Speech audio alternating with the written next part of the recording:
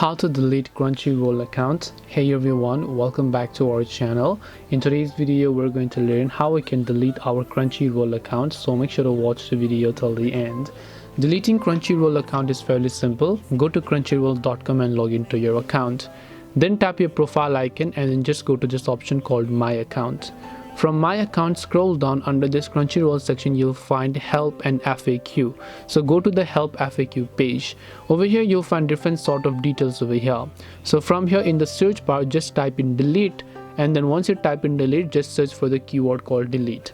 Once you do that, you'll find the first result that says how do I delete my account. So tap on how do I delete my account option. Now before you delete your account, if you have your Crunchyroll subscription, you want to make sure to cancel your subscription by tapping on this link. Otherwise you can scroll down and tap on this link already at the very bottom. Now here it says please choose your issue. Over here you can simply type in account and login. Once you have done that, it will give your email address.